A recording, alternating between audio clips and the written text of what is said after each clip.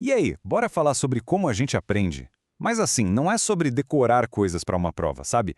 É sobre como a gente realmente constrói conhecimento. Pois é, teve um cara, um psicólogo suíço chamado Jean Piaget, que dedicou a vida inteira a essa pergunta. E olha, o que ele descobriu mudou as regras do jogo na educação para sempre.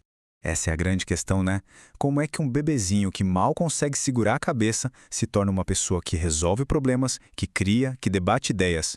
Piaget não só se fez dessa pergunta, como mergulhou de cabeça para encontrar a resposta. E a conclusão dele foi, e ainda é, absolutamente revolucionária. Antes de Piaget, a visão da educação era bem simples. O aluno era visto como um recipiente vazio. E o professor? Bom, o papel dele era encher esse recipiente com conhecimento. Simples assim.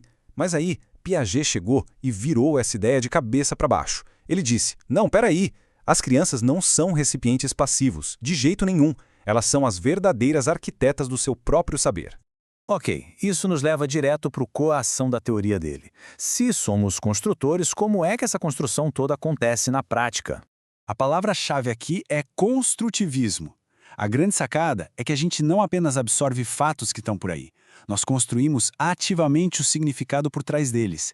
A gente aprende na ação, explorando, mexendo, interagindo com o mundo ao nosso redor. É um processo super dinâmico. Então, beleza. Se a nossa mente é tipo uma obra em construção, quais são as ferramentas que a gente usa? Piaget identificou 3 processos que são basicamente o motor por trás do nosso desenvolvimento intelectual. O primeiro processo é a assimilação. Pensa num quebra-cabeça.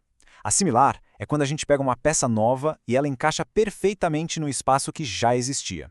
Ou seja, é quando a gente usa o que já sabe para tentar entender uma coisa nova. Imagina só a cena. Uma criancinha que já sabe o que é um cachorro vê um cavalo pela primeira vez. O que ela faz?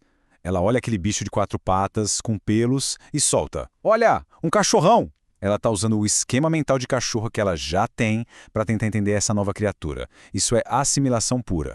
Mas e quando a peça nova do quebra-cabeça não encaixa de jeito nenhum? Aí entra o segundo processo, a acomodação. Em vez de forçar a peça, a gente tem que mudar o quebra-cabeça. A gente ajusta o nosso pensamento para conseguir acomodar essa nova realidade. Então, voltando ao exemplo, alguém explica para a criança que aquilo não é um cachorrão, é um cavalo. O que acontece na cabeça dela? Ela precisa ajustar o pensamento. Ela não só aprende uma palavra nova, ela cria uma nova categoria mental, uma caixinha separada para cavalo. E o ponto crucial é esse: a estrutura de pensamento dela se expandiu, aconteceu um crescimento ali. E essa dança constante, sabe? Entre assimilar o que dá e acomodar o que é diferente. Piaget chamou isso de equilibração. É esse balanço dinâmico que fica nos empurrando para frente para níveis de pensamento cada vez mais complexos. É o motor do nosso crescimento. Agora, a gente chega na parte talvez mais famosa da teoria de Piaget.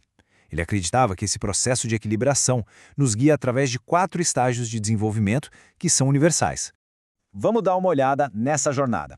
Tudo começa lá no estágio sensório-motor, quando os bebês aprendem sobre o mundo usando basicamente os sentidos e os movimentos.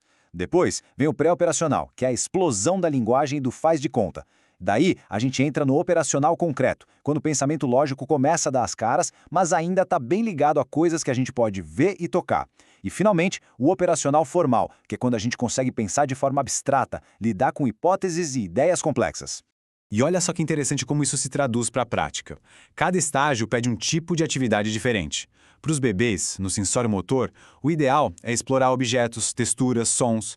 Já para os mais velhos, no operacional concreto, é a hora de resolver problemas com materiais que eles possam manipular.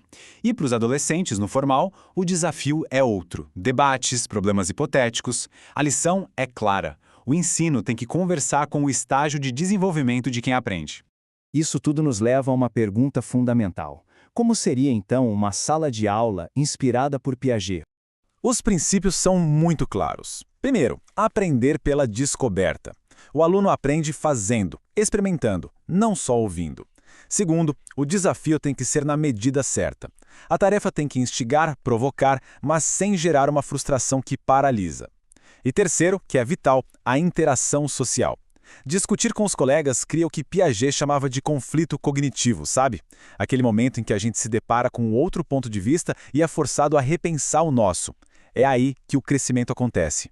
Com isso, o papel do professor muda completamente. Ele deixa de ser o sábio no palco, aquele que detém todo o conhecimento, e se torna o guia que acompanha a jornada. O professor cria o ambiente, propõe os desafios, facilita as descobertas, mas, e isso é crucial, ele não entrega as respostas de bandeja.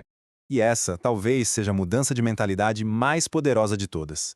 O erro não é algo a ser punido, a ser evitado a todo custo.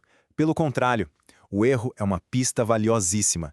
Ele é como uma janela que se abre e nos mostra exatamente como o aluno está pensando e onde ele precisa de uma ajudinha para reestruturar esse pensamento. O erro é uma oportunidade de ouro para aprender. Certo.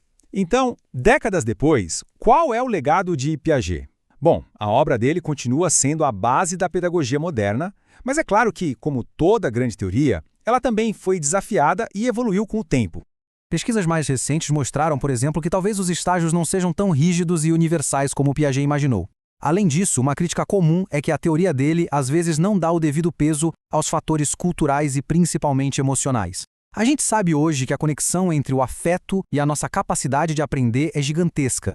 Mas mesmo com essas críticas e complementos, a ideia central, a de que quem aprende é um construtor ativo do seu próprio conhecimento, essa ideia continua sendo a pedra fundamental da educação moderna.